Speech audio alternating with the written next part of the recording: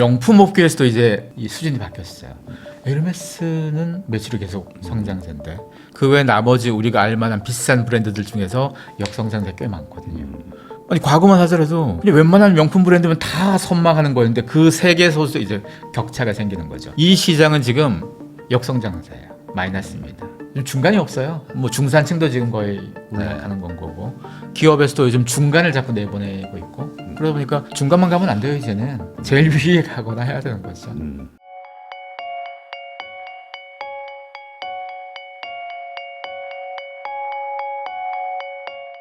안녕하세요. 부익남TV의 부익남입니다. 오늘은 머니트렌드 2026 공저자이시죠. 날카로운 상상력 연구소의 김용섭 소장님 모시고 우리 주변에서 나타나는 또 트렌드의 변화에 대해서 이야기 나눠보도록 하겠습니다.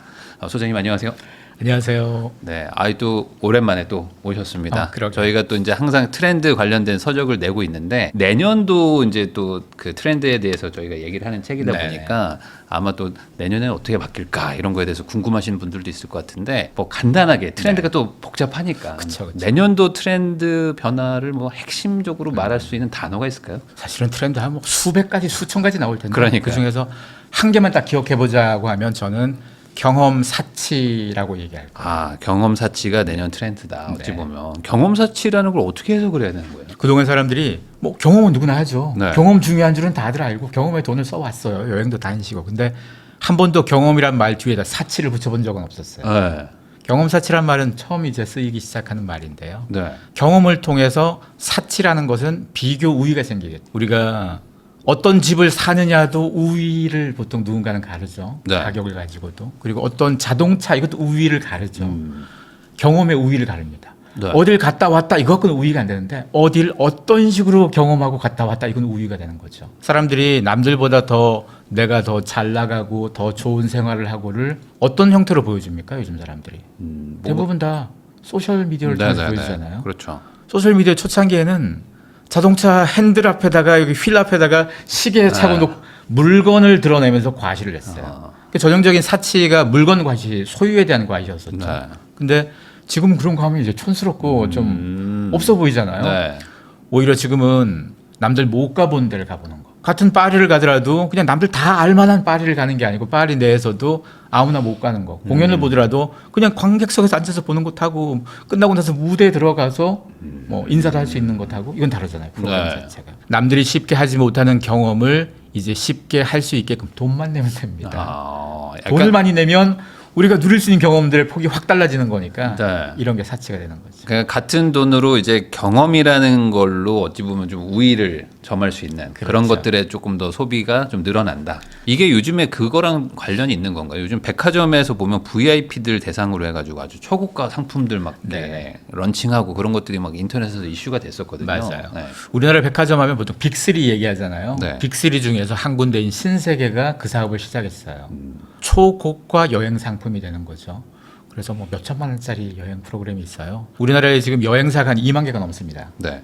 종합여행사만 해도 9천 개가 넘어요. 이런 시장에 아니 치열하게 싸우는 시장에 왜 백화점이 왜 들어왔냐. 백화점이 그동안 여행 관련돼서 뭐 시도를 안 해본 건 아니지만 그렇게 생각보다 재미를 못 봤어요. 근데 신세계 백화점은 아예 대놓고 이 시장에 들어온 겁니다. 왜냐하면 VIP 때문입니다. 신세계 백화점 전체 매출에서 VIP가 차지하는 비중이 얼마쯤 되는지 아세요 혹시?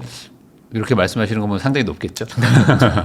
제가 알기로도 명품이 거의 대부분 주력 매출이라고 하던데. 그러니까 회사 전체 매출, 백화점 전체 매출에서 지금 45%가 넘거든요. 이게 작년 기준 45%가 넘는 건데 2020년, 그러니까 5년 전엔 31%였어요. 31%. 31%가 5년 새에 갑자기 45가 된 거예요. 네. 올해 내년 지나면 거의 50% 갈 것 같아요. 네. 백화점 입장에서 봤을 때는 아니 그 전까지 우리의 VIP가 3분의 1 뭐 요만큼 사주다가 지금 절반 이상 사주는데 이 사람들이 가장 중요한 고객 아니겠습니까?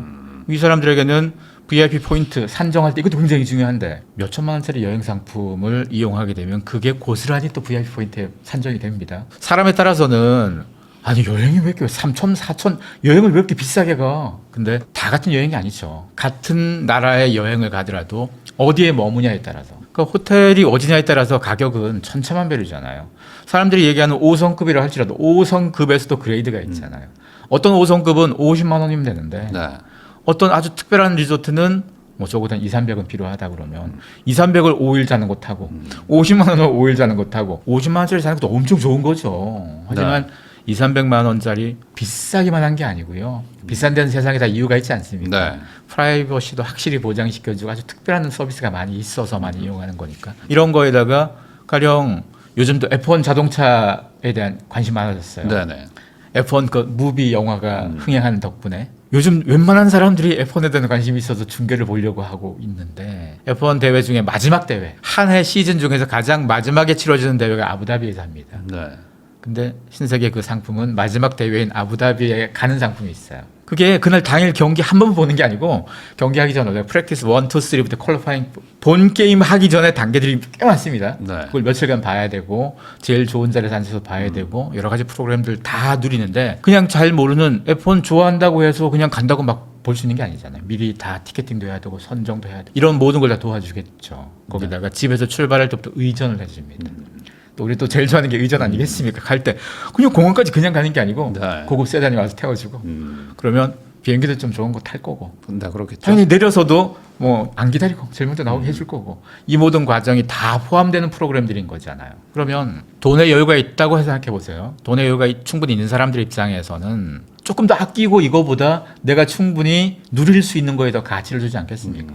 그럼 이런 가치를 누린 사람하고 그렇지 않은 사람하고 같은 F1을 가고 같은 뉴욕을 가도 그 가치의 차이가 생기잖아요. 벤츠를 산다는 것은 겉모습만 보면 모르죠. 저게 카푸언지 진짜 네. 돈이 엄청 많은데 그냥 작게 벤츠만 한 개 사고 집에 차가 몇 대 더 있는지 이건 구분이 안 되잖아요. 물건 갖고는 구분이 안 돼요. 지금 경험은 구분이 되죠. 싼 경험과 비싼 경험의 구분이 확실히 됩니다. 그러다 보니까 경험을 통해서 사치를 부리고 경험을 통해서 비교 우위를 갖겠다는 사람들이 자꾸 늘어나고 이런 사람들이 늘어나는데 VIP들 DB를 가장 많이 갖고 있고 VIP와 마케팅을 열심히 잘하고 있는 백화점 업계는 이 일을 할 수밖에 없죠. 그래서 제가 봤을 땐 신세계가 먼저 나섰지만 네. 다른 백화점들도 분명히 할 거다. 그럼 이게 사실 한 2, 3년 전만 해도 사치라는 거는 대부분 이제 물건과 소비 쪽이었는데 이게 지금은 이제 경험 쪽으로 확연하게 좀 넘어간 건가요? 아니면 이제 막 시작이라고 봐야 되는 건가요? 그래서 이제 넘어가는 중인 거죠. 네. 왜냐하면 아직도 사람들은 물건이 더 티가 나죠. 그렇겠죠. 차는 한 대 사면 몇 년씩 쓰잖아요. 그리고 그 차 브랜드를 가지고 계속 뭔가 자기가 어필할 수 있는 거죠. 경험은 한 번 갔다 오면 다음에 또 가야 되는 거니까. 가성비로 따지면 물건이 더 가성비가 있을 거예요. 하지만 사치의 영역, 뭔가 자기를 드러내는 영역에선 가성비가 중요하진 않죠. 거기다가 전 세계 럭셔리 시장. 보통 럭셔리 시장에서 가장 사람들이 가장 많이 하는 게 퍼스널 굿즈니까, 퍼스널 럭셔리니까 가방, 시계, 뭐 옷 이런 것들이죠.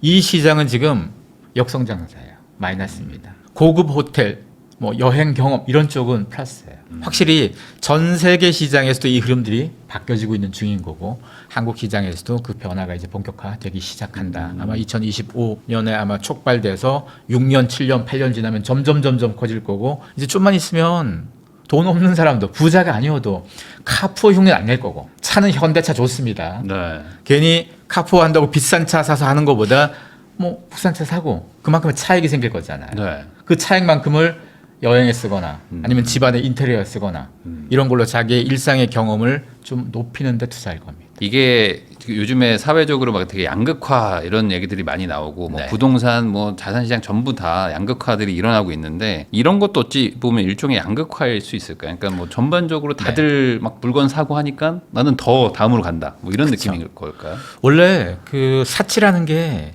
모든 사람들이 비슷한 걸 하게 되면 그 다음 단계 그 다음 단계 넘어가잖아요. 참. 명품 중에서 사람들은 뭐 루이비통도 그렇고 아는 명품도 많죠. 네. 명품 업계에서도 이제 이 수준이 바뀌었어요.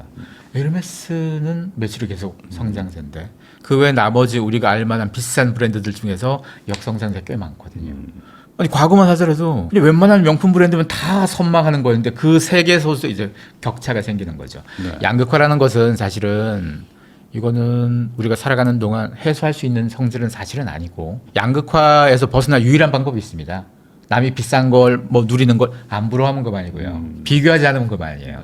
모두가 비교해서 괜히 따라오니까 문제가 생기는 건데 비교하지 않고 그냥 자기만의 길을 가면 돼요. 그게 보편적인 사람들이 가야 될 길인 거고 좀 충분히 여유가 있다. 과거부터 그 찐 부자들은 아주 옛날부터 물건을 사는 사치와 경험에 대한 사실을 둘 다 해왔었어요. 경험 자체가 갑자기 튀어나오는 게 아니고 네. 찐 부자, 찐 중에서 찐 최상위 1% 미만 0.몇 프로의 부자들은 계속 해왔던 거예요. 그게 지금 넓어지는 거예요. 그게 한 5%까지 넓어지고 10%까지 넓어지고 좀 지나면 더 넓어지겠죠. 그래서 부자도 전혀 아니고 돈도 별로 없지만 그래도 저런 경험 한번 해보고 싶어. 매일 그런 경험을 1년 내내 누리지는 못하더라도 일평생 한 번 진짜 부자들이 간다는 뭐 빌 게이츠가 가본다는 리조트 한번 가보고 싶다 이런 사람들이 생길 거잖아요. 그런 식으로 점점 더 발전을 할 것이다. 그렇죠. 그렇게 해서 시장이 커지는 거죠. 네.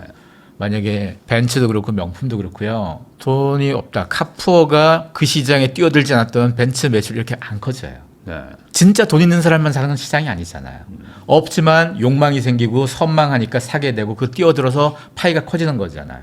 경험치도 마찬가지입니다. 경험 자체가 왜 지금 중요한 건가 하면 아직은 극소수의 사람들의 시장처럼 보이지만 이게 점점 커질수록 여러분 주변에 있는 사람들도 경험사 시장에 다가설 거고 경험사치와 연관되는 비즈니스에 우리는 주목할 필요가 있는 거죠. 요즘에 약간 그런 것도 있더라고요. 그러니까 뭐 맨날 먹는 밥을 조금 뭐 아껴서 정말 극단적으로 아껴서 좀 돈을 모은 다음에 하루나 뭐 한 달에 한 번 정도 정말 맛있는 거 막 비싼 거 먹어가지고 좀 소위 말하는 남들한테 자랑할 만한 거를 하자. 그런 그렇죠. 추세로 좀 간다. 그것도 좀 실제 트렌드에 좀 반영이 되나요? 맞습니다. 그것도 사실 그 셀렉티브 인텐션이라는 트렌드 네. 키워드가 사실 그거와 연관되는 건데요.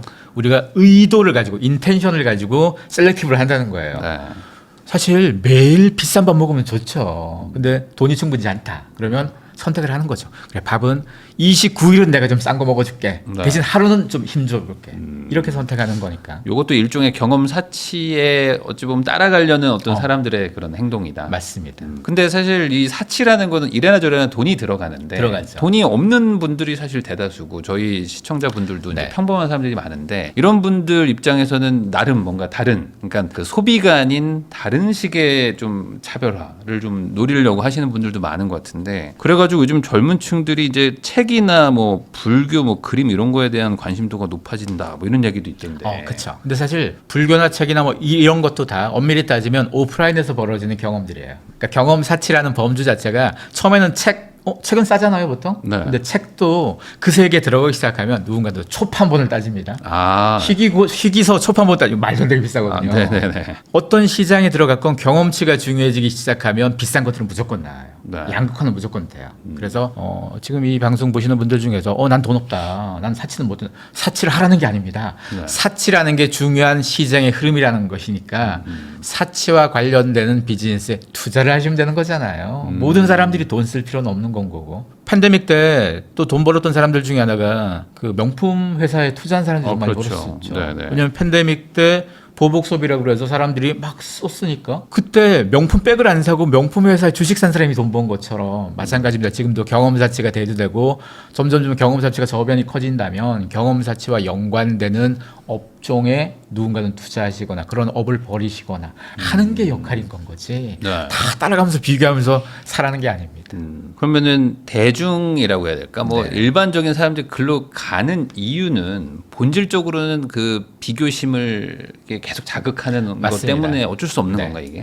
사람들이 무리 속에 어울려서 살고 사회적 동물이기도 하고 특히나 SNS 때문에 사람들의 이런 욕망들은 더 커진 거죠. 과거에는 내가 뭘 쓰는지는 내 주변 사람밖에 몰랐어요. 네. 얘들만 관리하면 됐는데 지금은 불특정 다수한테 계속 노출이 되니까 그러니까 불특정 다수 누군가가 뭘 비싸고 좋은 걸 경험하는 것도 다 구경하게 되는 거죠.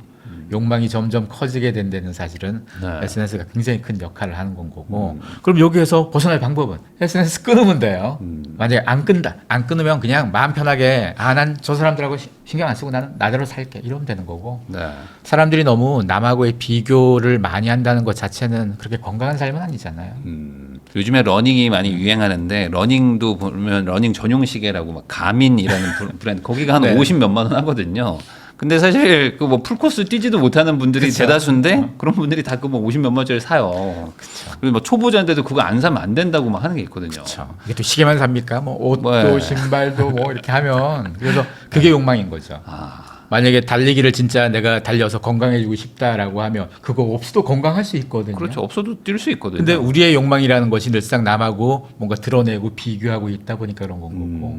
아까 말씀 주셨던 20대 30대들이 그런 경험 관련된 오프라인에 왜 자꾸 나가냐. 전시회에 왜 자꾸 나가냐. 전시회를 갔다 왔다는 걸 드러내야 돼요. 소셜 미디어에 밥 먹은 거 올릴 수 없고 커피 먹은 거 올릴 수 없고 뭐 갖고 있는 액세서리 올릴 수 없죠. 그런데 뭔가 새로운 경험을 내가 계속 누린다. 내가 일상을 풍요롭게 산다의 가장 대표적인 징표가 경험을 하는 거거든요.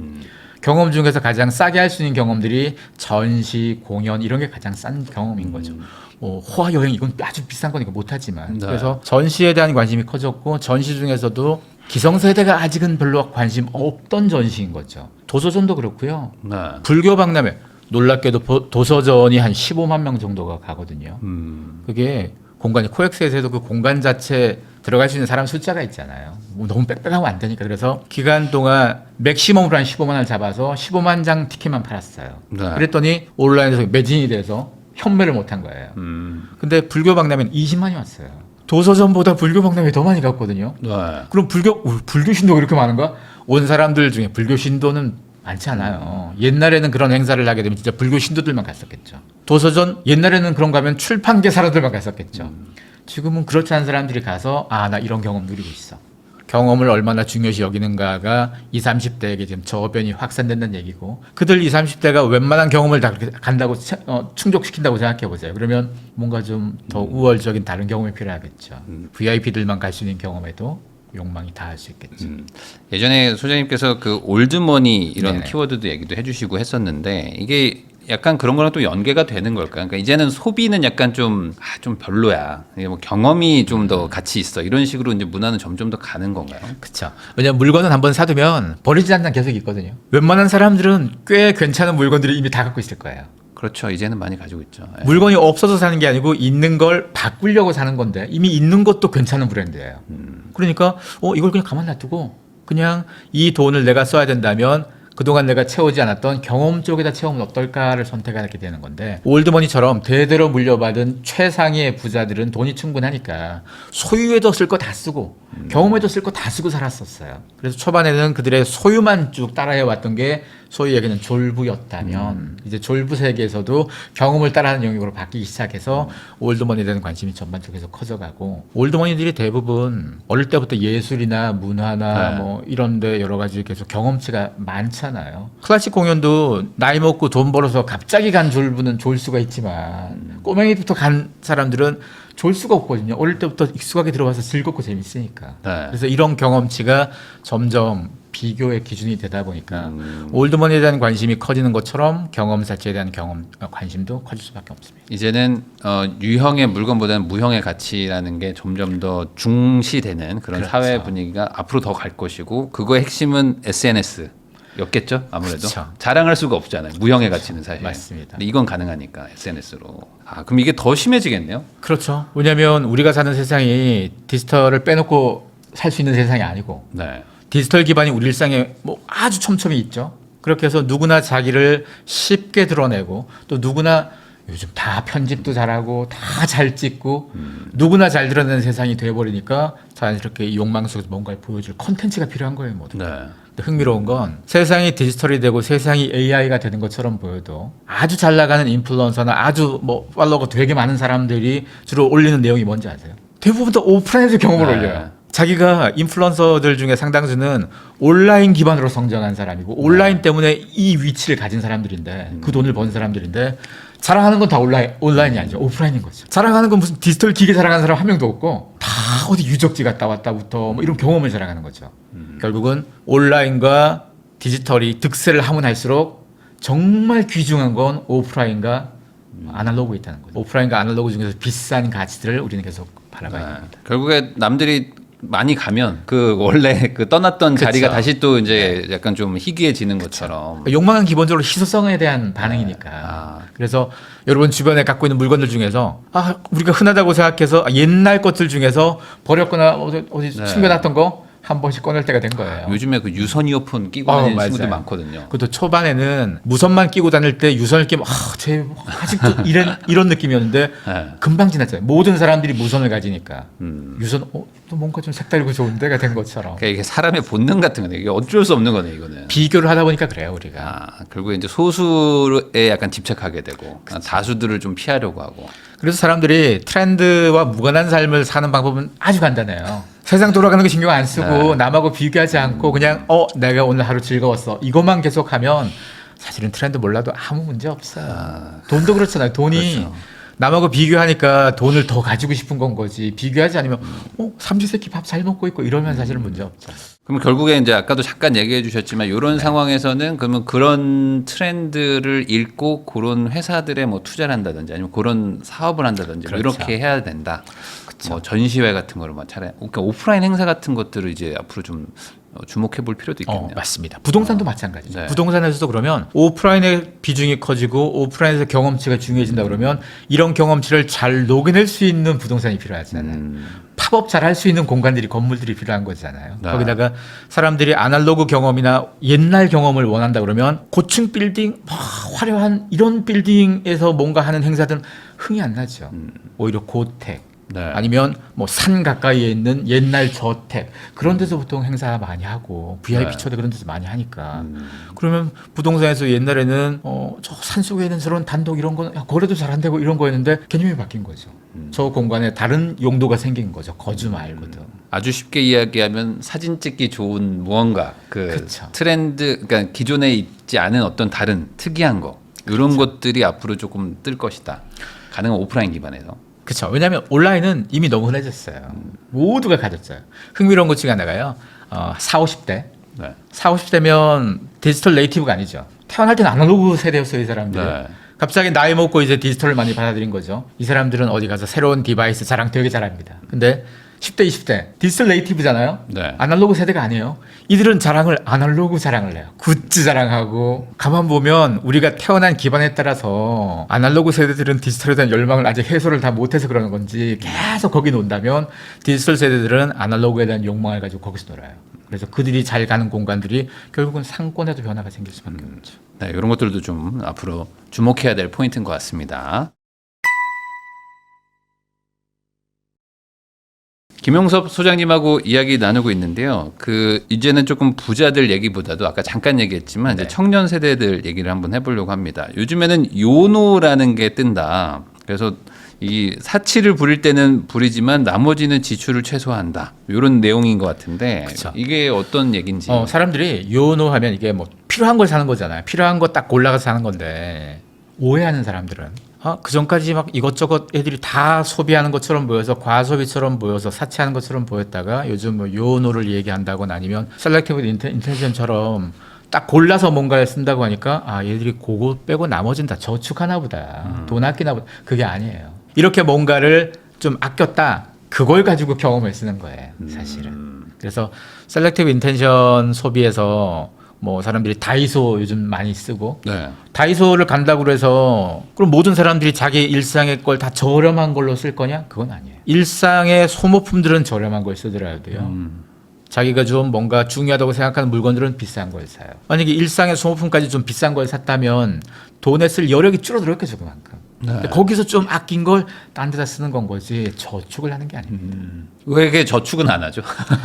저축이라는 게 아니, 투자하는 사람들이 보통 저축을 하고 그러지 않잖아요. 보통. 뭐 저축을 그러니까 좀 돈을 좀 모아야 되는데 근데 그걸 모으진 않는군요. 그쵸. 그 모으는 것도 그 돈을 그 은행에 놔서 놔두는 건 아니죠. 네. 그 돈을 가지고 뭐 작은 주식이 됐건 코인이 됐건 이런 데 투자해서 좀 물론 뭐 네. 부동산에 투자를 하고 부동산도 혼자 못하면 나눠서 하고 이렇게 하는 건 거지. 옛날 사람들의 저축은 다르잖아요. 적금에 넣어놓고 계속 놔두는 이런 개념이었다면 그런 쪽으로는 20대, 30대 그리고 뭐 일부 40대까지도 저축을 해가지고는 돈이 불어나지도 않고 네, 네. 돈을 벌 수 있다고 생각 자체를 못하는 세상이 돼버렸잖아요. 그렇죠. 물가가 더 빨리 올라가니까. 그러니까 그렇게 하느니 그냥 내가 좀 더 좋은 경험을 쌓고 내가 좀 더 풍요하게 잘 누리겠다. 그리고 지금 시대 20대, 30대들은 좀 풍요로운 세상에 태어난 거죠. 네.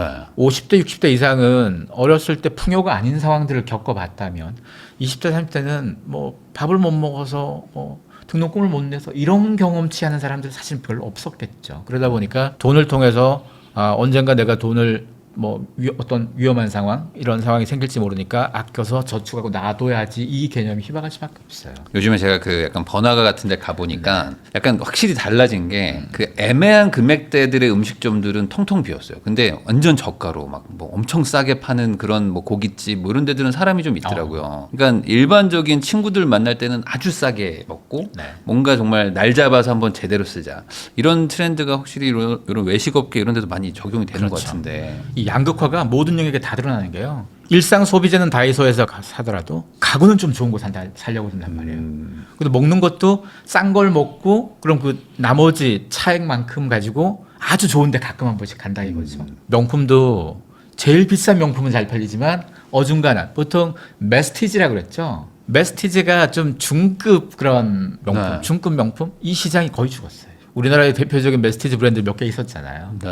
그 매출이 10년 전과 비교하면 뭐 반에 반반 토막 엄청 나눠졌어요. 이게 다시 옛날처럼 그렇게 될 확률은 없어요. 극히 낮아 없다. 없을 거예요. 이제는 네. 그럼 점점 더 양극화로 가는 그렇죠. 상황인 거네요. 그러면 이제 만약에 뭐 요즘에 자영업자 힘들다고 하는데 그런 것도 어찌 보면 그런 이유일 수도 있을까요? 뭐 최대한 집에서 해 먹던지 뭐 이렇게 하면서 맞습니다. 아끼고 비싼 것만 한다. 지금 그 밀키트라든가 이런 쪽 시장이 네. 거의 팬데믹 수준보다 더 높아지는 상황이거든요. 보통 팬데믹 때 커졌다가 그게 끝나고 나서는 다시 이제 밖에 나가서 사 먹고 그러겠다 싶었는데 안 그렇단 말이죠. 네, 네. 그렇게 해서 뭔가 일상에서의 소비의 방향들이 좀 바뀌기 시작하는 거 그리고 회식이라던가 술 소비의 변화 이것도 사실은 뭐 자영업에 굉장히 크죠. 자영업이 밥만 파는 데들도 있긴 하지만 술까지 같이 파는 데도 있고 회식이나 술자리 자체가 줄어들었다는 것은 남들하고 모이는 횟수가 줄어든 거니까 네. 밥을 그동안은 뭐 한 달에 3번 모여 먹던 사람들이 한 번 모여 먹는다. 그럼 횟수가 좀 줄은 거니까 누군가는 계속 타격 생기겠죠. 이런 전반적인 상황 속에서 결국은 자영업이 좀 더 고려해야 될 부분들은 그동안 내가 여러 사람들이 단체로 오는 사람들을 위주로 해왔던 비즈니스다라고 하면 네. 단체를 끌어들일 방법 아주 저가라든가 뭐 이런 유인책 아니면 단체를 못 끌어들일 거죠. 그러면 그런 아주 특별한 게 있는 콘텐츠가 없다. 그러면 단체가 아닌 개개인을 끌어들일 방법으로 노선을 좀 바꿀 필요가 있겠죠. 그러면 앞으로 전반적으로 그 자영업 시장이라는 건 좀 위축될 수밖에는 없겠네요. 아무래도 좀 그렇습니다. 고가들 아니면 그냥 집에서 해먹는다든지 뭐 안 만나든지 뭐 이런 식으로 해버리니까. 그렇죠. 그러니까 사실 자영업이 속상한 얘기죠. 이게 자영업 비율이 우리가 높긴 높고 네. 일자리가 점점점 줄어들 거잖아요. 지금 AI가 가장 큰 데미지를 주는 것 중에 하나가 구조조정도 기업들이 구조조정을 하는 뭐 여러 가지 상황 속에서 그럼 그렇게 나온 사람들이 다 그 다음에 일자리를 찾으면 좋겠는데 못 찾는 경우도 굉장히 많을 거고 네. 시간이 더 지나고 3년 뒤, 5년 뒤 시간이 지나면 더더욱 그럴 겁니다. 그러면 그분들이 뭐 하실까요? 자영업을 하시죠. 네. 지금 자영업도 좀 어려운데 그럼 자영업의 경쟁력이 더 떨어지겠죠. 우리가 기본적으로 자영업이라는 말을 머릿속에 떠올리는 순간 가장 먼저 생각하는 게 물리적인 뭔가를 판다고 생각해요.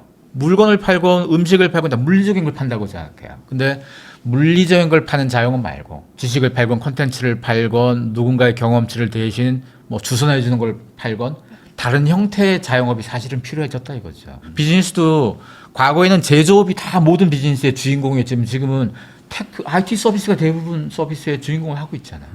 그들이 물리적인 물건 팔지는 않거든요. 근데도 그들이 돈을 훨씬 더 많이 버는 것처럼 자영업에서도 100년 전, 50년 전 하는 사람들의 자영업의 발상 그 자체가 아니고 이제는 다른 시각에서의 자영업들이 좀 필요할 때가 되지 않았나. 어떤 혼자 일하면 다 자영업인 거니까. 서비스를 제공한다거나 어떤 뭐 경험을 할 수 있게 해주는 뭐 그런 것들을 한다든지 그렇죠. 이런 것들을 해야 된다. 기존의 어떤 전통적인 거는 약간 좀 많이 깨졌네요. 그렇죠. 왜냐하면 이게 이미 우리가 사는 세상 자체가 전통적인 걸로 살아가지 않잖아요. 네. 우리의 일상도 디지털이나 하이테크와 뭐 연관된 삶을 대부분 살아가요. 과거 사람들이라면 아니 직업적으로 그런 거 하는 사람도 아닌데 왜 이런 걸 해? 이런 질문을 했을 거예요. 옛날 사람들이라면. 근데 지금은 직업과 무관하게 모든 사람들이 AI 도구도 쓰고 모든 사람들이 스마트폰을 통해서 일상의 모든 걸 다 누리고 기본적으로 사람들이 효율성을 또 기계의 도움을 받아서 생산성을 아주 높이는 세상이 돼버린 거예요. 그러면 이럴 때 물건을 사더라도 온라인이라던가 이런 쪽 훨씬 더 많이 살 거니까 당연히 오프라인 기반의 자영업은 타격받을 수밖에 없고 그런 쪽에서 기존에 아주 오랫동안 해왔더라도 뭐 몇십 년 전부터 해왔다 이게 중요한 게 아니잖아요. 앞으로 할 수 있냐 이게 더 중요한 거니까 과거만 변화가 좀 많이 필요하겠죠. 이런 얘기도 있더라고요. 모든 것이 화려한 게 아니라 불필요한 것을 제거한 린 럭셔리. 네. 린 럭셔리라는 게 또 뜬다는데 이게 어떤 건지 이것도 명품에서 드러나는 건데요. 그 호텔들 중에서도 아주 비싼 호텔들, 그 비싼 호텔들에서도 자기보다 더 비싼 데들이 있을 거잖아요. 네. 보통 우리가 뭐 5성, 6성 하지만 아예 별을 신경 안 쓰는 애들도 있단 말이죠. 그러면 그런 데랑은 비교하면 안 되죠. 50만 원짜리 호텔이 300만 원짜리 호텔과 비교하면 늘 자기가 모자랄 거잖아요. 근데 50만 원짜리 호텔에서 300짜리 갖고 있는 호텔이 갖고 있는 모든 면을 다 따라가 보겠다 그러면 못 따라가는데 몇 개는 버릴게 우리가. 대신 한두 개는 우리가 핵심으로 써볼게. 침구만큼은 300짜리 호텔에서 더 좋은 거 써볼게. 네. 여기 집중하면 충분히 숙면이 아주 필요한 사람, 이런 사람들은 난 저거 갈래. 선택이 되는 거죠. 그래서 예전처럼 특급 호텔이라고 할지라도 뭐 모든 다 힘주는 것보다 한두 개 힘을 좀 빼고 나머지에 좀 힘을 좀 쏟는, 그리고 먹는 것도 어떤 호텔은 먹는 게 그냥 무난한 데들이 있잖아요. 네. 무난한 데들이라면 그게 경쟁력이 없다는 얘기잖아요. 빼버리면 되는 거죠. 빼버리고 그만큼을 딴 데서 쓰면 되는 거잖아요. 이렇게 해서 모든 사람들이 비슷한 경험치를 원하는 게 아니기 때문에 이런 럭셔리 영역 내에서도 선택에 집중을 하는 거니까. 럭셔리마저도 이런 선택이니 럭셔리가 아닌 쪽에서는 더더욱 선택에 집중이 필요하죠. 그게 오히려 어찌 보면 SNS의 순기능으로 볼 수도 있네. 그러니까 이렇게 뾰족하게 하는 게 옛날에 전통적인 마케팅에서는 불리했었을 것 같은데 이제는 약간 이런 걸 취향을 알아주는 사람들을 구하기 또 쉬우니까 또 그렇게 되는 걸까요? 그렇죠. 이게 SNS의 역할일 수도 있고, 사람들이 내가 얼마나 좋은 걸 쓰고 있고 남들이 얼마나 재밌고 뭐 특별하게 멋진 걸 쓰는지를 다 몰랐어요. 그걸 TV로 맨날 중계해 주는 것도 아니고 네. 연예인들의 삶 빼고는 모르잖아요 우리가. 네. 근데 지금은 좀만 신경 쓰면 정말 별의별 사람들이 어떻게 사는지를 다 알게 돼요. 다 알게 되다 보니까 그 속에서 저런 경험을 다 보다 보니까 우리의 욕망도 높아진 거예요. 욕망은 알면 커져요. 네. 모르면 욕망이 안 커져요. 산 속에 혼자 사는 사람들은 산속만 갖고도 평생 행복한. 근데 산 바깥 세계에 눈을 자꾸 뜨기 시작하면 내가 가진 욕망이 좀 아쉬워지는 거잖아요. 자꾸. 그런 것처럼 SNS가 우리에게 욕망을 막 불을 지펴주는 역할이 SNS의 역할. 그 덕분에 특정에 관심을 쏟아서 마케팅을 누군가는 잘할 수 있게 만들어준 것도 그들의 역할. 이렇습니다. 그럼 앞으로 말씀하셨던 것처럼 뭘 하든지 간에 네. 저희가 또 이제 머니 트렌드라는 게 이제 돈을 또 얘기하는 책이니까 네. 그러면 결국에는 뾰족해져야 되나요? 어떤 한두 가지를 좀 집중해서 해야 된다. 이런 걸 맞습니다. 해야 되나요? 지금 이 뾰족이라는 단어가 굉장히 중요한 게요. 이게 물건 팔 때도 중요하지만 인재상에서도 중요해져요. 옛날 시대 인재상은 두루두루 잘하는 애였어요. 보통 회사에서 공채 같은 거 할 때 네. 학력도 괜찮고 뭐도 괜찮고 두루두루 인재를 왜 뽑아야 되냐면 어떤 부서에서 어떤 일을 시킬지는 아직은 모르겠지만 사람이 필요해. 우리 회사가 3년 뒤 5년 뒤에 뭘 할지는 아직은 모르겠지만 사람이 필요해. 그래서 사람을 잔뜩 뽑아놓고 이 부서 저 부서 막 돌렸잖아요. 그러니까 두루두루 좀만 가르치면 될 수 있는 사람들이면 훨씬 좋았죠. 그리고 옛날에는 대기업에 입사하자마자 바로 실무하는 게 아니잖아요. 네. 한 1, 2년 배웠단 말이에요, 계속. 근데 지금은 그럴 새가 없잖아요. 들어오자마자 바로 투입할 수 있는 사람이니까 신입을 원치 않죠. 경력, 경험 있는 사람들을 자꾸 원하게 되고, 경력, 경험이라는 게 두루두루 모든 걸 다 잘하는 사람이 필요한 게 아니고, 요거 실무를 할 수 있는 얘만 필요한 거잖아요. 얘가 이 실무를 다 하고 더 이상 역할이 없다, 그럼 아웃하면 되는 거니까. 인재상이 점점점 뾰족해져요. 과거에는 두루뭉술 다 잘하는 사람에서 이제 두루뭉술 다 잘하면 취직 못해요. 그럼 약간 그 등급이나 이런 것들도 좀 이렇게 세분화가 될 수도 있겠네요. 제가 최근에 그 들은 건데 대한항공에서 이제 네. 프리미엄 일반석 해가지고 약간 넓고 약간 조금 괜찮게 뭐 식사도 조금 더 좋게 네. 해주는 일반 이코노미는 아니고 그쵸. 그런 뭐 중간 등급들이 막 생겨나더라고요. 그렇죠. 마케팅을 할 때도요. 만약에 누군가가 비즈니스를 타고 싶어해요. 네. 근데 이코노미를 탔어요. 그래서 탄 다음에 어떤 누군가는 마일리지로 승급도 할 수 있겠죠. 근데 승급이 안 되는 상황들이 있을 거잖아요. 근거가 남잖아요. 이 사람이 비즈니스를 타고 싶어하는 사람이고 시도를 한 게 계속 근거가 남잖아요. 그러면 비행기 뜨기 얼마 전까지 만약에 비즈니스가 남았다. 네. 그러면 오퍼가 올 거예요. 너 지난번에 이렇게 트라이 해봤는데 그러면 할래? 이번에 조금만 더 좀 할 수 있게끔 해볼까? 트라이 올 거예요. 이거 자체가 우리가 좀 더 나은 상황에 대해서 그 상품이 있다면 선택하게 만드는 유혹이 되는 거죠.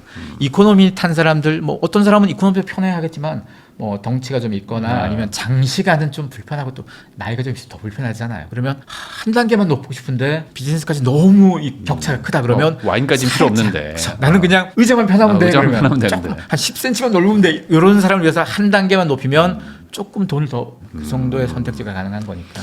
그러니까 이런 것들이 어찌 보면은 아까 말씀하셨던 것처럼 이제 처음에 말했던 뭐 경험 사치랑도 연결이 되는 것 같고, 그렇죠. 그다음에 셀렉티브 인텐션, 그러니까 뭔가 하나에 조금 더 집중해서 돈 더 쓸 의향이 점점 더 늘어나고 있다. 그렇죠. 사실은 경험 자체에서 가장 중요한 게 여행이에요. 여행이라는 게 그냥 단지 어딜 관광하고 오는 게 아니잖아요. 네.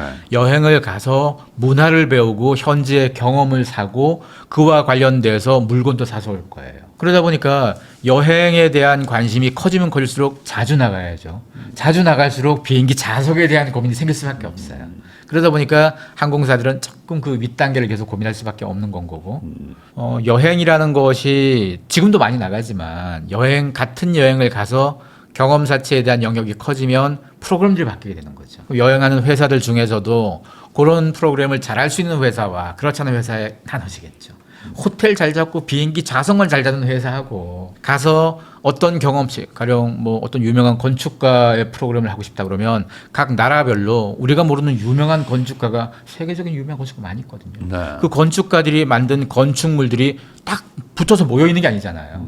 여기저기 흩어져 있을 텐데 그 여기저기를 연결시켜서 잘 갈 수 있게끔 코스도 짜고 그 동선상에 숙소도 잡고 여러 가지 체험 프로그램도 잡고 이런 거 잘하는 회사가 우위가 생기겠죠. 예전 같았으면은 이제 뭐 유럽 막 14박 15일에 막 15개국 다니고 그쵸, 막 빨리 그쵸. 사진 찍고 갑시다 막 이런 것들을 많이 했다면 이제는 그런 거 너무 많이 했으니까 그쵸. 이제는 그런 걸로는 안 된다. 뭔가 색다른 거, 맞아요. 남들이 안 해본 거. 사람들이 여행하면서 남는 건 사진밖에 없다 이 말 있잖아요. 네. 이 말이 옛날 사람들의 여행 방법이잖아요.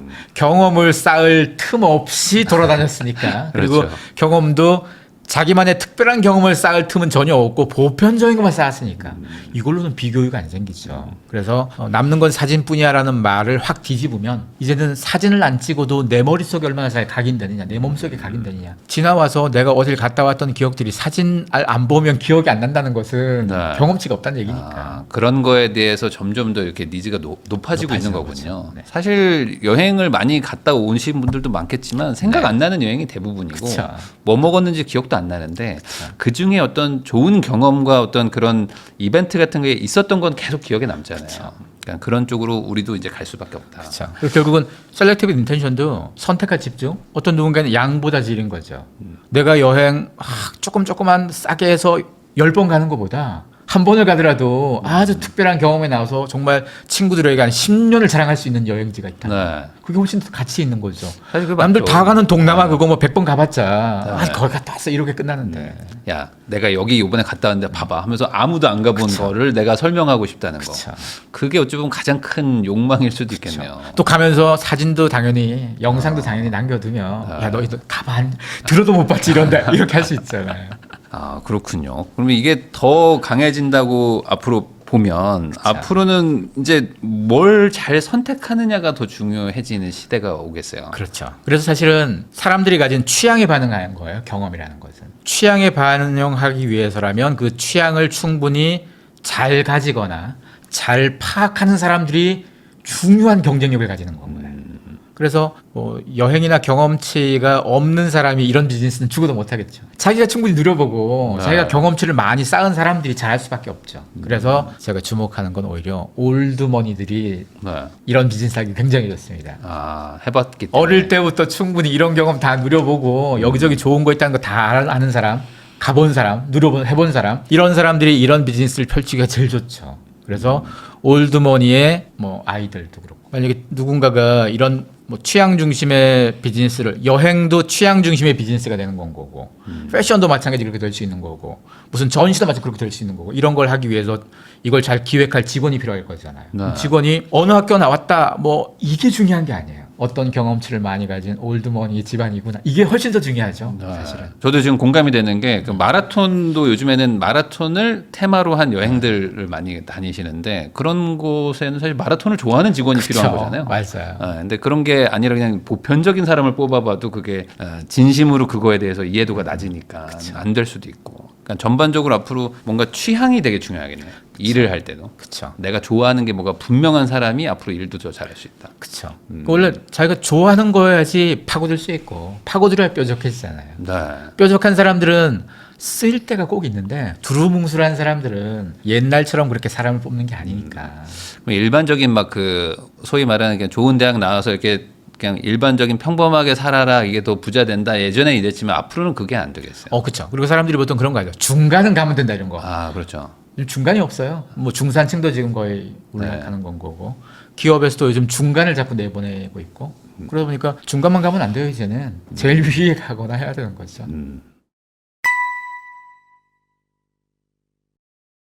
날카로운 상상력 연구소의 김용섭 소장님하고 이야기 나누고 있는데요. 그 요즘에 또 하나 트렌드라고 할 수 있는 게 말씀하신 거랑 또 연관되는 것 같은데 네. 요즘에는 이제 좋아하는 거에 돈 쓰는 거를 되게 그냥 당연히 생각하고 특히 뭐 이제 굿즈라든지 뭐 팬덤 문화 이런 것들도 점점 강해져가지고 완전히 이런 전성 시대가 열렸다라고 얘기할 정도인 것 같다는 저도 느낌을 받거든요. 이런 것도 어찌 보면 트렌드일까요? 맞습니다. 가장 단적인 예가 프로야구예요. 원래 프로야구는 옛날에 직관은 아저씨들이 하는 거였거든요. 아저씨들이 뭐 맥주캔 던지면서 한 잔 막. 먹고 퇴근하고 아저씨의 문화였는데 지금은 네. 야구장 가면 20대 여성이 제일 많아요.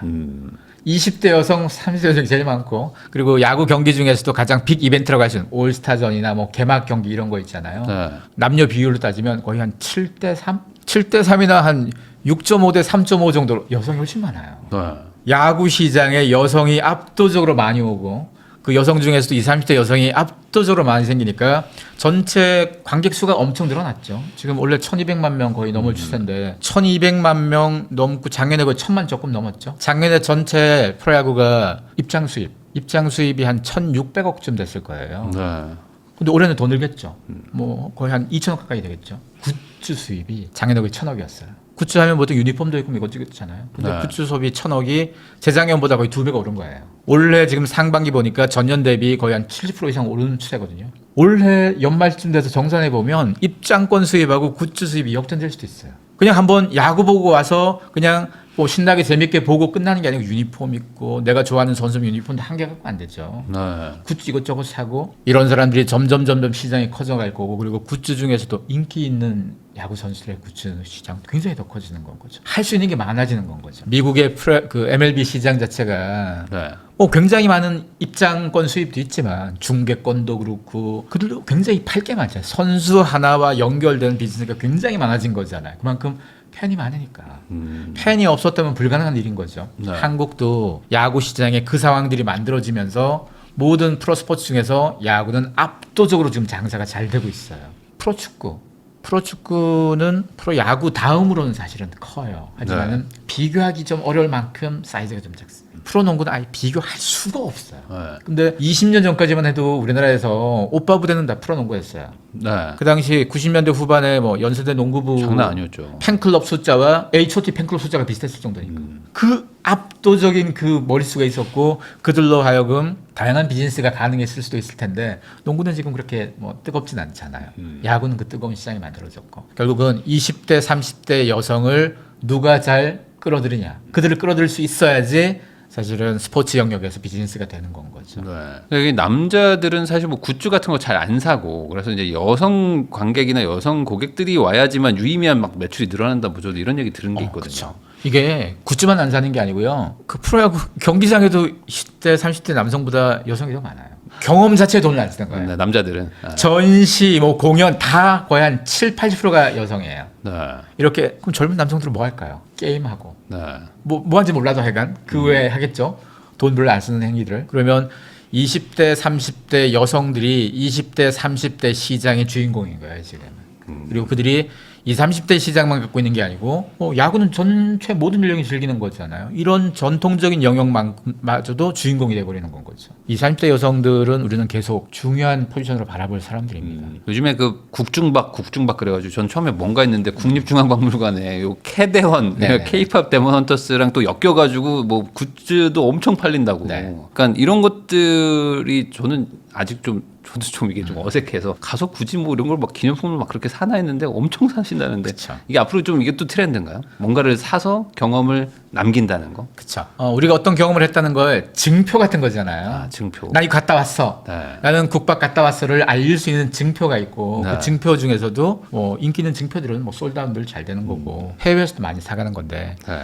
그 흐름들이 원래 굉장히 뜨겁죠. 작년, 재작년부터 흐름들은 계속 뜨거워져. 우리나라가 지금 원래 국립중앙박물관이 600만, 500만, 600만 정도 관객이 네. 들 건데 이 정도면 전 세계 박물관들, 미술관, 박물관 대형 사이즈 중에서 그 숫자를 카운팅하는 게 있어요. 그 숫자로 네. 따지면 우리가 한 5등쯤 들어갈 거야 아마 전 세계에서. 네. 놀라운 게 1등, 2등, 3등, 4등 대부분 다 뭐 뉴욕에 있고 런던에 있고 전 세계에서 관광을 엄청 오는 데잖아요. 그런데 와서 가는 곳하고 서울에 있는 거잖아요. 네. 외국인들이 온다고는 해도 그래도 전체 관람객 중에서 외국인은 10% 안 되거든요. 근데 뉴욕에 있건 런던에 있건 관람객 중에 현지인보다 외국인이 훨씬 더 많을 거거든요. 그런데 우리가 숫자로 따졌을 때는 뭐 굉장히 견줄 만큼 많아졌다. 그리고 올해를 기점으로 더 많아지는 거죠. 왜냐면 한국에 지금 외국인들이 굉장히 많이 오고 있어요. 그냥 네. 관광 정도가 아니고요. 진짜 많아졌어요. 각 분야별로 다 오는 네. 게 가령 건축가다. 그러면 옛날에 유럽의 건축가라면 일본 가서 건축에 대한 영향을 뭐 보고 새로운 거 접해보겠다 아시아 거. 근데 지금 한국은 온다 이거죠. 온 김에 뭘 할 거죠. 유럽의 건축가나 미국의 건축가가 한국에 온 김에 자연스럽게 한국에 있는 건축회사나 건설사들하고 뭔가 해볼 수 있는 기회가 만들어지는 건 거죠. 디자인도 마찬가지예요. 유럽이나 미국이 디자인 온 김에 뭘 또 해보는 건 거고. 그러니까 일하러도 왔다가 경험치도 쌓다가 자연스럽게 우호적인 게 계속 생기는 거죠. 이게 무서운 게 이런 건 오래 가요. 일본이 전 세계에서 70년대, 80년대, 90년대까지 전 세계에서 뭔가 좀 멋지고 좋고 잘 나간다 싶으면 다 일본 가서 뭐 한번 경험해보고 싶었잖아요. 그 흐름들로 지금까지 꽤 많이 버텼어요. 근데 최근에는 한국이 이제 더 우위가 된 거니까 이 흐름들을 적어도 몇십 년간 끌고 가줘야지. 그러면 한국에서 지금 자영업 하시는 분들도 내국인만 상대했을 때 자영업하고 네. 외국인들이 많이 들어온다고 하면 그분들 대상에서 업종이 달라질 수도 있겠죠. 우리도 서울의 관광에 대한 역량들이 좀 더 달라질 수도 있는 건 거고 또 해외에서 들어오신 분들 중에서 요즘 그런 것도 많이 해요. 한국에 와서 메이크업 받고 네, 헤어하고 맞아요.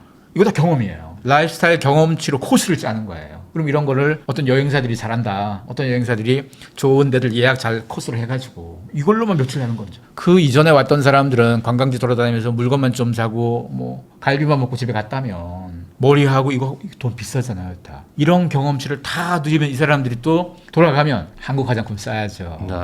한국에 대한 경험치로 다양한 걸 누릴 거고 한국에 대한 헤어스타일 관심이 있을 거면 또 한국에는 수많은 또 디자이너들이 해외 진출도 많이 할 수 있을 거고 다양한 영역으로 커져나가겠죠. 아까 그 경험사치와 셀렉티브 인텐션 얘기를 해주셨는데 이게 한국인들의만 문화는 아니고 전 세계적으로도 똑같이 지금 반응하고 있는 건가요? 맞습니다. 그 왜냐면 SNS 때문에. 그렇죠. 이 모든 영향들이 우리가 남들하고 비교를 훨씬 수월하게 하고 남들이 하는 거 부러운 걸 잘 알게 만들어준 효과예요. 네. 이 효과는 전 세계가 다 가는 건 거고 한국은 어떤 이슈가 생겼을 때 반응이 훨씬 더 집중되고 빨라요.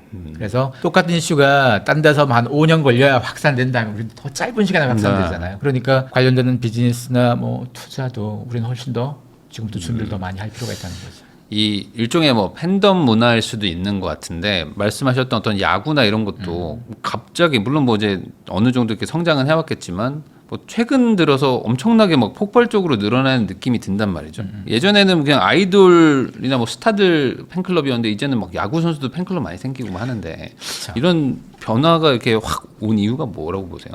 우선 자기 일상의 풍요를 누리고 싶은 게 기본적인 사람들의 생각이에요. 아이돌만 좋아한다. 내 일상 전체가 기승전 아이돌은 아니잖아요. 아이돌도 내 일상 중에 하나인 건 거죠. 내 일상 속에서 내가 어떤 옷을 입느냐부터 내가 뭘 먹느냐부터 내가 어떤 취미를 누리느냐 다 있잖아요. 각각 영역마다 이제 팬덤이 생기는 거예요. 음식도 그냥 음식이 아니죠. 우리나라에 뭐 불닭을 비롯한 몇몇 라면이나 어떤 과자 이런 제품들이 해외에선 누군가에게는 팬덤인 거죠. 아, 나 저 회사 제품 사야지. 일상 먹거리에서 누군가는 팬덤. 패션도 마찬가지죠. 패션도 나 저 브랜드에 대한 팬덤. 그리고 화장품도 과거는 유명한 회사가 잘 됐잖아요. 대기업이었죠 보통. 근데 지금은 대기업이 아니고 스몰 브랜드죠. 작은 브랜드들이 너무 많잖아요. 각각의 브랜드마다 팬덤들이 다 있어요. 그래서 내가 해보니까 나한테는 저게 맞아. 그전에는 나한테 이게 맞아를 내가 알 수가 없었어요. 이걸 알려면 내가 이것도 저것도 써봐야지 아는 거예요. 경험을 통해서 검증을 해봐야지 이게 나한테 맞아를 아는 건데 그 경험을 통해서 검증이 안 된 상태라면 유명한 브랜드 이걸 신뢰하는 거잖아요. 네. 그래서 브랜드빨이 좀 떨어진 거예요. 지금. 그러니까 대기업발 브랜드빨이 좀 떨어지고 뭔가 작은 브랜드, 스몰 브랜드여도 좀 유니크하고 뭐 특별한 아주 틈새 뾰족한 것만 있다면 기회를 자꾸 만들어내고 있습니다. 그러면은 과거의 전통적인 좀 유명 브랜드라고 해가지고 앞으로도 그 시장 점유율을 계속 유지한다는 보장은 점점 없어요. 더 희박해진다. 그래서 유명 브랜드 중에서도 뾰족하게 뭔가 잘 만들어내고 네. 지금 트렌드 변화에 따라서 취향을 계속 발굴해서 뭐 어떻게 해주는 기업하고 그냥 몇십 년 전 그대로 계속하는 회사의 격차가 확 벌어지는 거죠. 그래서 최근에 우리가 알만한 비싼 명품 브랜드 중에서도 네. 떨어진 데 많아요. 보면 우리 기억 속에는 다 쟤도 유명하고 쟤도 유명한데 어떤 애들이 희비가 확 깔린 거죠. 네. 그래서 과거의 영광을 더 이상 믿으면 안 됩니다. 현재 시점에서의 영광을 계속 만들어내야 되는 거예요. 아니 뭐 특정 브랜드를 말해서 죄송하지만 한 10년 전만 해도 벤츠의 위상이 이 정도가 아니었는데 요즘에는 벤츠 하면은 약간 야 너 약간 왜 이렇게 돈 낭비하냐 약간 이런 식으로까지 갔더라고요. 너무 흔해졌잖아요. 네. 왜냐면 차가 물리적인 차가 존재하잖아요. 그러니까 중고의 형태로 계속 존재하잖아요. 계속 차를 있으니까. 폐차하기 전까지 계속 양 자체가 존재했으니까 이미 우리 주위에 너무 많은 거예요. 저 차가 10년 전에 뽑은 차건 오늘 뽑은 차건 길거리에 너무 깔려 있으니까. 많으니까. 물건이라는 건 그래요. 물건이라는 거는 폐기하기 전까지는 주변에 많아요. 가방도 시계도 많잖아요. 그러다 보니까 물건 가지고 하는 소유에 대한 사치, 과시가 자꾸 위축될 수밖에 없어요. 그래서 아주 비싼 거, 남들 아예 건드리지도 못할 아예 비싼 쪽으로 가거나 아니면 경험 쪽으로 갈 수밖에 없어요. 뭐 앞으로 약간 좀 소위 말하는 찐팬 비즈니스 이런 게 더 좀 부각된다고 봐야 될까요? 그렇죠. 팬덤이 중요한 게요. 옛날 사람이면 그냥 무조건 유명하면 따라갔어요. 네. 지금은 무조건 유명하다고 안 따라가요. 셀렉티브 인텐션에서도 중요한 것 중에 하나가 백화점에 있는 그 브랜드들 중에서도 전통적으로 유명한 브랜드들 중에 사라진 애들이 자꾸 생겨요. 새롭게 뭐 팝업 같은 거 만들고 시도하는 애들 중에 듣도 보도 못한 브랜드들도 현대백화점 들어가고 하거든요. 근데 이게 나이가 좀 있는 사람들한테는 듣도 보도 못한 건데 20대 입장에선 새로운 브랜드지만 내가 검증해 볼게. 내 마음에 들어. 맞아. 이러면 그때부터 팬덤이 생기는 거예요. 20년, 30년 된 굉장히 유명한 제품, 이건 우리 엄마의 팬덤이고 우리 엄마의 브랜드인 거지 내 건 아닌 거예요. 네. 내가 검증한 걸 찾겠다는 거예요. 그래서 셀렉티브 인텐션 VIP라고 그러기도 해요. 셀렉티브 인텐션 마인드를 가진다고 해서. 그래서 무조건 유명하다고 막 받아주지 않아요, 이제. 그러면 결국에 아까 말씀하셨듯이 20대 남자들은 약간 팬덤 비즈니스랑은 좀 먼 거죠. 여기는 약간 그리고 20대, 30대 여성분들이 좀 찐팬 베이스로 가는 그렇죠. 그런 이게 거죠. 20대 여성 그러니까 소비재도 그렇고 무슨 문화 관련된 상품도 그렇고 서비스도 경험치도 다 20, 30대 여성들이 많이 있어요. 20대, 30대 남성들이 주도하고 있는 시장 어쩌면 뭐 게임 빼곤 또 있을까 싶기도 게임 한데 쪽은 많이들 있고. 뭘 하는지 모르겠어요. 이게 감지가 안 될 만큼 그냥 다들 조용히 사는지 다들 뭐 취업 준비만 하고 어디 가서 뭐 공부만 하는지 네, 모르겠어요. 아무래도 좀 사는 게 좀 팍팍해지다 보니까 뭐 그런 것도 같기도 한데. 그렇죠. 근데 빨리 현실로 나와야 돼요. 뭐 게임도 좋지만 게임하는 것도 좋지만 현실 세계에서의 어떤 다양한 경험치 쪽으로 나와야 되는 이유가 뭔가 하면 오프라인과 온라인이 갖고 있는 가치는 커져요. 네. 희소해졌으니까. 우리가 20년 전, 10년 전, 20년 전까지만 해도 디지털과 뭐 온라인의 가치가 압도적이었어요. 커져가는 추세가. 근데 지금 그쪽은 조금 뭐 둔화돼 있고 오히려 숨어있는 아날로그가 계속 나오고 있어요. 이것도 경험치를 많이 쌓아본 사람들이 할 수 있거든요. 그런 경험을 한 사람들 20대 30대 중에서 여성들만 많이 해봤다? 그러면 회사에 나중에 채용을 할 때도 무슨 점수만 인내하고 그런 경험치까지 쌓은 애하고 누굴 선택하겠다는 건 거죠. 왜 이렇게 여자분들은 이렇게 굿즈나 막 팬덤 막 이런 거에 대해서 이렇게 훨씬 더 이렇게 열려 있죠? 왜 그렇죠? 이게 지금부터 그런 게 아니고요. 이미 몇십 년 전부터 우리나라의 문화 소비, 문화 콘텐츠 시장의 소비는 다 여성이었어요. 20년 전에도 미술관은 80%가 여성이었어요. 훨씬 더 감수성이 있고 콘텐츠나 문화에 좀 더 민감한 사람들이 더 잘 받아들였어요. 과거에는 그런 걸 해도 티가 안 났어요. 네. 왜냐하면 뭐 어떤 문화적 예술적 이런 가치를 잘 알고 이런 경험치가 많다고 써먹을 데가 없었잖아요. 그냥 친구들한테 자랑하는 것 빼고는 아무도 없었거든요. 근데 지금은 모든 비즈니스가 그 방향에서 출발하는 건 거죠. 기업에서 과자 하나를 팔더라도 화장품 하나를 팔더라도 마케팅 계획을 세우고 무슨 이벤트를 하더라도 프로모션 다 그 방향에서 되는 거고 팝업을 만들더라도 다 경험치에서 설계되는 건 거고. 그러니까 그걸 모르면 할 수가 없는 거예요. 그러니까 오히려 지금 같은 경우에는 말씀하신 어떤 찐팬, 그러니까 내가 우선 좋아하는 게 하나 있어야 될 거고 그거에 대해서 깊게 파고들고 그거에 대해서 전문성을 좀 가지면서 그걸 가지고 어떤 사업에 활용할 수 있는 방향으로 가야지만 앞으로 좀 미래에 좀 먹거리나 아니면 뭐 이런 걸 찾을 수 있다. 그렇죠. 뭔가 온라인 세계에서 계속 있으면은 좀 약간 도태 아닌 도태가 될 수도 있겠네요. 그렇죠. 그러니까 온라인 세계를 버리자는 얘기는 아니지만 온라인 세계는 이미 기본으로가 깔려 있잖아요. 기본으로. 평소에 노력하지 않고도 온라인 세계에서는 잘 살아가요 우리가. 그러니까 오프라인은 20대 30대에겐 노력의 세계예요. 50대 60대에겐 오프라인은 노력의 세계가 아니죠. 이미 있는 원래 그렇죠. 경험했던 세계니까. 네. 그래서 자기가 가지지 못했던 영역에는 우리가 노력해서 자꾸 쌓아야 돼요. 그래서 경험치를 충분히 만들어야 되고 그런 얘기 하잖아요. 옛날에 인재상에서 왜 공부 잘하는 사람을 좋아했느냐. 네. 뭔가 하나를 파고들어서 이뤄본 애가 일도 잘한다는 거였거든요. 그렇죠. 근데 지금은 공부에 대한 가치는 그만큼 좀 떨어져 간다면 뭔가 하나 깊이 좋아해 본 사람이 하는 건 똑같은 건 거죠. 그러니까 취향이 됐건 취미가 됐건 이런 거에 한번 푹 빠져본 사람, 공부에 빠지건 뭐 하나 깊숙이 빠져본 사람들이 빠질 때 누구보다 몰입했고 빠지는 과정 속에서 자기가 찾은 것도 있을 거고 이걸 가지고 남들도 어떤 상황에 빠지게 만드는데도 아이디어가 나올 거고. 그런 내용들에 대해서 한번 2030 세대분들도 이게 꼭 뭐 내 소비 얘기가 아니라 이거를 반대로 얘기하면 이게 사업 기회가 되는 거니까 이런 걸 잘 정리해 보시면 좋을 것 같습니다. 머니트렌드 2016 이번에 또 책이 새로 나왔는데 공저자이시죠 김용섭 소장님하고 이야기 나누고 있습니다. 이번에 그러면 한 4050 세대 정도 얘기를 한번 해보려고 하는데 이분들이 제일 불안한 것 같아요 요즘에. 뭔가 이게 좀 경제도 안 좋다고 하고 그리고 이 사실상 이제 막 구조조정 이런 얘기들 막 나오면은 제일 이제 걱정하시는 세대들인데 이쪽에 뭐 트렌드 아닌 트렌드랄까 뭐 어떻게 봐야 될까요? 특히 요즘 막 구조조정 얘기 많이 나와가지고. 구조조정이 사실은 미국은 한 3년 전부터 네. 본격화돼서 작년 올해 엄청 많이 했어요. 한국은 이제 좀 하기 시작하는 중인 거고 구조조정은 산업 구조가 바뀌었어요. 일하는 방식도 바뀌었고 네. 기술 도구가 워낙 뛰어난 상황이 돼서 사람의 보조 역할이 많이 바뀌었죠. 그러다 보니까 할 수밖에 없어요.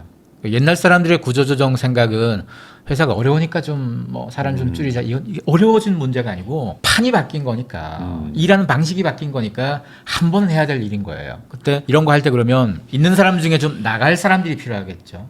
그리고 나가면 없느냐 새로 뽑아야 되겠죠. 뽑는 사람이 필요하겠죠. 그래서 보통 40대 50대가 많이 내몰려진다고 해서 이 사람들이 가장 속상할 거다라고 얘기하는데 이게 반은 맞고 반은 틀려요.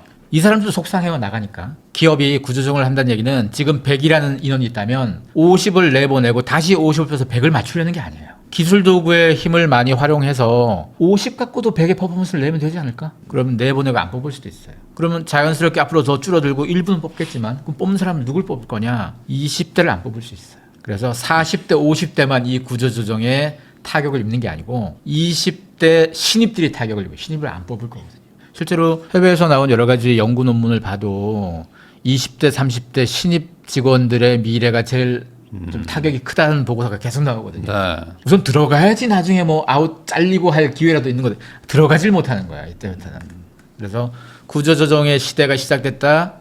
구조조정은 있는 사람 또 새로 뽑는 기준이 바뀌고 인재상이 바뀌고 그럼 이런 상황 속에서 아마 나오게 되는 40, 50대들이 어떤 경쟁력을 가질 건가 뭐 자영업에 뛰어든 사람도 분명히 있을 거고 근데 이런 부분들이 앞으로 다양한 문제를 만들어낼 거예요. 네. 이게 특히 이제 AI 개발이나 이런 것들이 점점 더 되다 보니까 이제 사람 자체가 필요하지 않은 업종들이 많아지고 있고 그러니까 이제 인원이 이렇게 뭐 교체가 되는 게 아니라 그냥 감소, 그러니까 자리가 줄어드는 느낌이 이런 걸 좀 받는단 말이에요. 그러니까 이미 자영업에서도 식당 중에서도 자동화 도구, 조리도구 자동화 쓰는 데들이 자꾸 생기거든요. 네. 그럼 그 사람들이 나중에 뭐 장사 잘 된다고 사람 쓸 거야. 계속 도구를 좋아하는 사람들은 도구로서 편해진 사람들은 그 도구를 쓰지 사람을 추가해서 도구를 빼진 않을 거란 말이죠.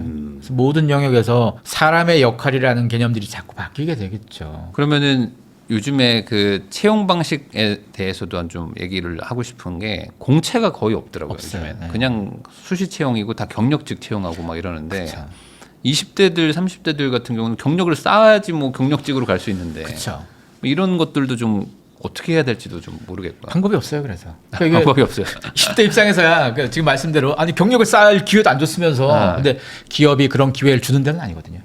기업이 자기네 비즈니스하고 성과 내고 이거에 바쁘지 누군가를 교육시키려고 기업하는 건 교육기관은 아니죠. 교육기관 아니죠. 그러면 누가 해야 되냐? 대학이 해야 되는 거죠, 사실은. 대학이 이 역할을 해야 되는데 대학이 잘 못하죠. 그럼 우리나라의 대학에 문제가 첫 번째로 있는 거죠. 기업이 왜 공채를 안 해? 기업을 뭐라 그럴 게 아니고 왜 대학은 4년간 그 많은 등록금을 받아 먹으면서 왜 얘들을 당장 투입할 뾰족한 애들도 못 만들어 놨을까? 이건 우리가 고민할 지점이라 이거죠. 그 역할을 못하면 결국은 대학의 역할 자체가 무용이 돼서 또 대학도 안 가겠죠. 네. 더 흥미로운 건요. 요즘 인문계고를 떨어지면 옛날 사람들은 인문계고 떨어지면 실업계고 간다 그랬잖아요. 요즘 그 실업계라고 그러죠. 요즘 직업 그러니까 기술직 뭐 기술계 요즘 반대예요. 거기 떨어지면 인문계 가요. 경쟁이 바뀌었어요. 경쟁률 자체가. 네. 요즘은 뭐 공고란 이름도 잘 안 쓰죠. 이름이 많이 바뀌었으니까. 네. 근데도 속성은 비슷하잖아요. 옛날에 그 공고, 상고 뭐 이런 학교들이 경쟁률이 보통 그 미달이 아니에요. 지금 다 넘어요. 그래서 거기 떨어진 애들이 인문계로 가게 되는데 그럼 거길 왜 가느냐? 기술직 블루칼라에 대한 관심이 바뀌었어요. 사실은 모두가 사무직, 모두가 대학 졸업하는 거 이것만 좋아해가지고 수십 년째 다들 그쪽으로 몰아넣었잖아요. 근데 사무직이 그렇게까지 많이 필요하진 않거든요. 앞으로 더 필요가 없어지겠죠. 그렇죠. 사무직이 계속 빠져나오는 건 거고, 근데 기술직, 손으로 하는 역할들은 대체가 안 되는 게 많아요. 우리가 뭐 로봇이 다 해주지 않을까? 로봇이 하기 어려운 것 중에 하나가 손재주에 연관되는 거예요. 사람 손과 같은 역할을 로봇이 하려면 한참 걸려요. 뭐 한 20년 더 걸릴지도 몰라요. 그러면 적어도 그 기간만큼은 가장 안전한 직업이 손으로 하는 기술이 필요한 역할이니까 배관공도 있고 전기기술자도 있고 놀라운 게 미국에는 20대 전기기술자 중에서 인스타 팔로워가 100만 넘는 사람들도 있어요. 인플루언서, 전기기술자인데. 네. 그럼 거기에 뭘 올려두냐? 자기 전기 작업한 거 올려둔 거예요. 전기 작업하는, 저 재밌는 작업이네. 배관공도 마찬가지. 자기의 직업이 아침에 출근해서 저녁에 퇴근하는 게 아니잖아요. 그런 직업은 미션을 수행하면 되는 거잖아요. 네. 누군가는 8시간 걸려서 수행할 거, 누군가는 1시간을 걸려서 수행하면 끝인 거잖아요, 그냥. 1시간만 하고 일당 받는 거잖아요. 그리고 자기 전문성이 쌓이면 쌓일수록 자기의 가치도 높아지고 여가도 더 많아지고 회사에서 상사 눈치 보고 하는 것보다는 그게 훨씬 더 좋을 수도 있죠. 그래서 미국도 그렇고 뭐 유럽도 그렇고 이런 기술직 직업에 대한 대학 가지 않고 고등학교 졸업해서 이런 거에 대한 열망이 최근 들어서 계속 커지고 있어요. 이게 또 미래로 봤을 때는 AI에게 대체되지 않을 가장 마지막까지 버틸 수 있는 직업군이 그쪽이랑 또 얘기하니까 이게 한국에서도 영향을 미쳐요. 네. 그래서 한국의 10대들도 세상 돌아가는 거 알잖아요. 걔들도 이제 저런 거 준비해야 되겠다. 그래서 고등학교 진학에 있어서 인문계고가 아니고 직업계로 몰리는 건 거고. 거기다가 20대 대학생 중에서도 그럼 그냥 졸업해가지고 안 되겠는데?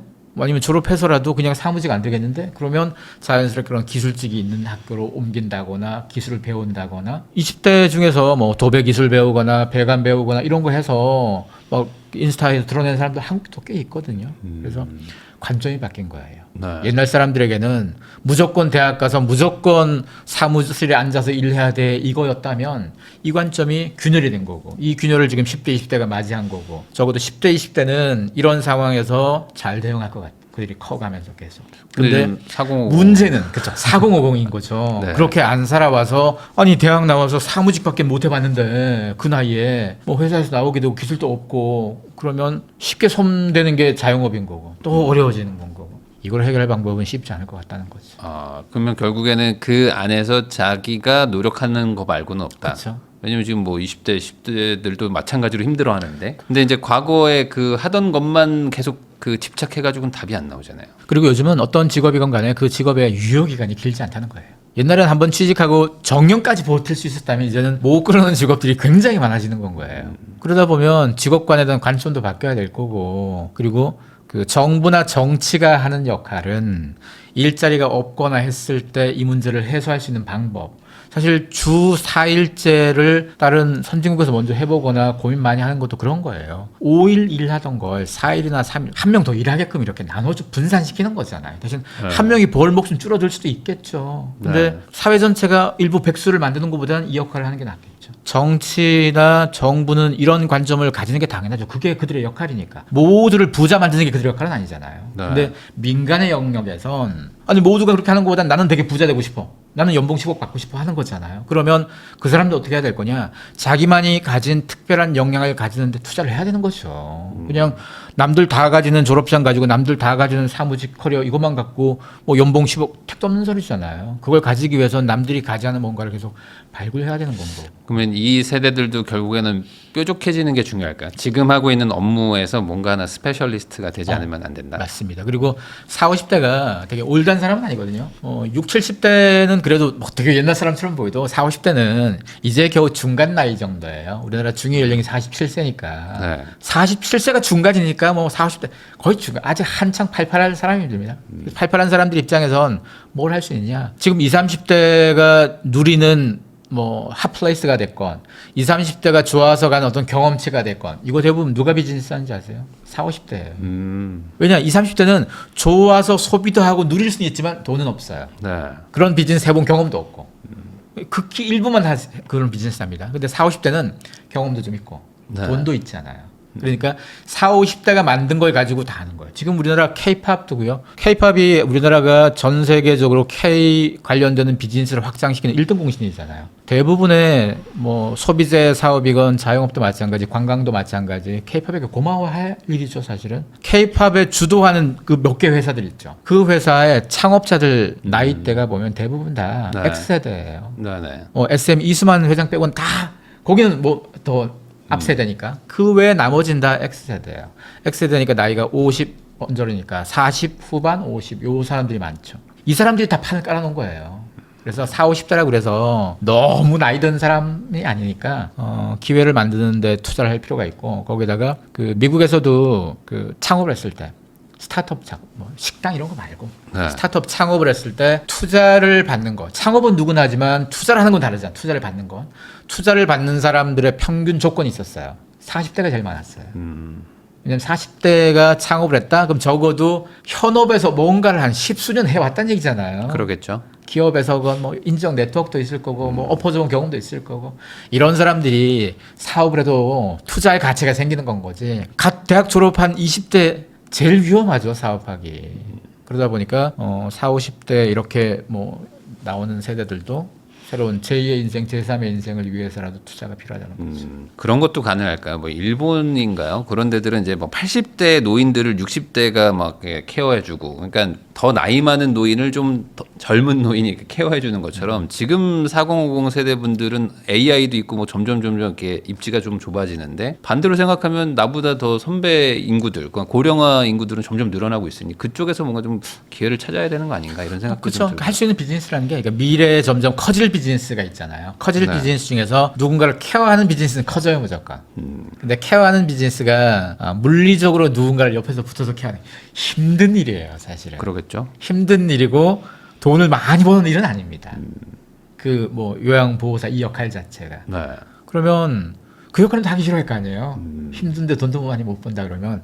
근데 그 업은 유효하겠죠. 네. 뭐 직접 내가 요양보호를 하진 않더라도 요양보호하는 회사를 만든다거나 요양보호도 있지만 나이 든 사람들이 머물러야 될 이 집들이 필요하잖아요. 각각의 집에서 있는 것보다는 공동의 시설을 했을 때 누가 아프면 대응도 좀 잘 될 거고 국내에서도 최고급 규모의 그런 요양 노인 시설들이 자꾸 만들어지잖아요. 그 시설이 계속 필요하거든요. 점점 사람들이 돈을 많이 가지고 뭐 갖고 있는 사람들 나이 든 사람들은 부동산도 많이 갖고 있을 텐데 그 부동산 지고 있는 것 자체가 뭔 의미겠어요. 어느 시점 되면 내가 편안하게 잘 누릴 공간에 들어가야 될 거고 그럼 부동산에서 그쪽으로 넘겨야 될 거고 이것도 제일 중요한 숙제 중에 하나가 되겠죠. 그러면은 결국에 이 4050 세대들은 앞으로 위기 상황인 건 맞네요. 이 위기 AI 특히 AI가 발달됐는데 요 세대는 특히 사무직을 좋아했거든요. 근데 위기는 제가 봤을 때는 네. 모든 연령대가 위기예요. 다 위기인가요? 위기가 아닌 세대는 없고 그러니까 세대 통으로 보자면 다 위기고 다만 모두에게 기회는 있습니다. 네. 우리가 세상 전부를 구하려는 거 아니에요. 세상 전부를 구하고 전 국민을 어떻게 잘 살게 이러려면 정치하셔야 되고 지금 투자라던가 비즈니스에 관심 있는 분들은 자기가 더 집중되는 거잖아요. 뭐 노인 문제 그분들이 노인 문제를 얘기하더라도 전체 모든 노인을 따지는 게 아니고 40대 50대 마찬가지. 전체 모든 40, 50대가 아니고 내가 속한 우리 그룹 뭐 나 그러면 모두를 위한 게 아니고 나만을 위한 거라면 기회는 많을 거라고 봐요. 점점 꺾어지는 애들도 있는 반면에 커지는 애들 뭐 경험 시장도 마찬가지고 하니까 그런 쪽에 투자했으면 좋겠어요. 네. 저는 오늘 이 대화에서 경험 사치와 그리고 이제 어쨌든 선택적 소비라는 게 네. 어찌 보면 핵심이었던 것 같은데 이게 60, 70 세대 분들에게도 동일하게 일어나고 있는 현상이라고도 볼 수 있는 건가요? 맞아요. 그분들에게 아직 경험 사치까지는 아니어도 선택은 확실해요. 아, 뭔 이제는? 선택인가 하면요. 자식에게 덜 물려줄 선택. 이게 제일 무서운 거거든요. 예전에 나이 든 사람들은 관성적으로 물려줬어요, 그냥. 네. 본인이 번 걸 본인이 쓴다고 생각 못한 분들 많았었어요. 그렇죠. 다음 때로 물려주는 게 역할이라고 생각한 분들이 많았어요. 근데 네. 지금은 수명도 길어진 데다가 충분히 내가 써야 되겠다라는 생각을 많이 하시기 시작했어요. 우리가 또 주목해야 될 비즈니스들이 노인들을 위한 케어, 요양 이것도 중요하지만 노인들이 어떻게 재밌게 즐기고 놀까 이것도 굉장히 중요하거든요. 놀고 싶은 욕망은 애들만 있는 게 아니에요. 네. 나이가 많아도 좋은 데 가서 재밌게 신나게 놀고 싶은 욕망들은 있죠. 그래서 그런 쪽도 컨텐츠나 뭐 팬덤도 마찬가지, 경험도 마찬가지. 이게 노인용 시장에서는 어떤 식으로 적용하면 좋을 건지 각 타겟별로 20대를 위한 거, 50대를 위한 거, 70대 다 타겟별로 다른 거니까 네. 그런 것도 시장을 만들 수 있을 것 같습니다. 그럼 오늘 뭐 이런 저런 다양한 얘기들을 나눠봤는데 뭐 저도 40대이긴 하지만 제일 어찌 보면 주력이기도 하고 제일 불안한 세대인 것 같기도 해요. 특히 요즘에 AI 발달 때문에 사무직 하시는 분들 뭐 너무 걱정이 많아서 제 지인도 20대 직원이 한 반이 나갔대요. 회사에서 개발사인데 근데 회사가 돌아간대요. AI로. 그래가지고 야 이거 어떡하냐. 조만간 있으면 나도 아마 나갈 것 같다. 몇 년 지나면 이런 얘기들을 하다 보니까 약간 공포감 아닌 공포감도 있는 것 같은데 이런 4050 세대들한테 마지막으로 좀 조언이랄까요? 네. 이 트렌드의 변화 어떻게 봐야 될지. 우선 지금 AI나 기술의 변화가 우리 일자리에 영향 주는 거는 우리가 막을 수는 없어요. 네. 계속 이렇게 갈 거고 우리도 사람을 쓸 때 사람보다는 더 효율적인 기계가 있다면 기계를 쓸 거예요. 네. 이 흐름들은 막을 수 없다면 다만 뭘 해야 될 거냐. 40, 50대가 굉장히 놀라운 포지션인 게요. 완전 아날로그 세대도 아니고 완전 디지털 세대도 아니에요. 둘 다를 애매하게 다 맛을 많이 봤어요. 그러다 보니까 두 가지를 잘 섞어서 기회를 만드는 데는 충분히 저는 경쟁력이 있다고 봐요. 오히려 60, 70대 이상들이라면 디지털에 대한 접근하기 어려워요, 그분들은. 20대, 10대, 20대 아날로그는 좀 어려워요, 그들은. 소비는 할 수 있어도 뭔가 비즈니스는 어렵습니다. 근데 40, 50대는 양쪽을 다 잡고 있다 보니까 대신 우리가 AI에 대한 거 새로운 기술이 나올 때마다 열심히 노력해서 흡수는 하셔야 돼요. 그냥 20년 전에 배운 걸로 계속 대충 버틸 생각만 안 하시고 네. 계속 공부만 할 수 있다. 흡수할 수 있다고 하면 제일 무서운 사람들이 양쪽 다 진 사람들이잖아요. 그래서 저는 40, 50대 중에서 앞으로 중요한 뭐 경제 권력들을 계속 만들어낼 수 있을 거다라고 봐요. 이게 40, 50대가 항상 가장 쉽게 빠지는 게 또 매너리즘인 것 같기도 하고 어느 정도 이제 먹고 살만하고 익숙해지니까 좀 이제 흘러가는 대로 살기도 하는데. 그리고 네. 40, 50대가 본인이 나이 먹었다고 생각하지 마세요, 제발. 47세가 거의 중간값이니까 어디 가서 그러네요. 전체 마라톤이면 거 이제 중간밖에 안 하는데 뭘 벌써 어깨에 힘 주고 뭐 어디서 쉬려고 그러면 안 돼요. 그러네요. 70은 돼야지 이제 좀 쉬어볼까 하는 공부가 40, 50대 한창 열심히 공부하고 한창 열심히 달릴 때입니다. 실무할 때예요, 우리 지금. 네. 그러니까 너무 그렇게 스트레스는 있겠지만 너무 그쵸. 자포자기할 필요는 없다. 좀 더 그 자세한 내용은 여기 또 머니트렌드 2026에 있으니까요. 한번 읽어보시면 좋을 것 같고요. 지금까지 김영석 소장님 모시고 다양한 트렌드에 대해서 얘기를 나눠봤는데 이런 변화가 분명히 느껴진다는 거 여러분들도 아마 공감하실 겁니다. 그러면 이게 앞으로 더 많이 발전되고 할수록 그 사이에 또 돈 벌 기회들이 있으니까 그런 것들 놓치지 않으면 좋겠다는 말씀을 마지막으로 저도 소장님하고 인사 나누도록 하겠습니다. 오늘 나와주셔서 감사드립니다. 네, 고맙습니다.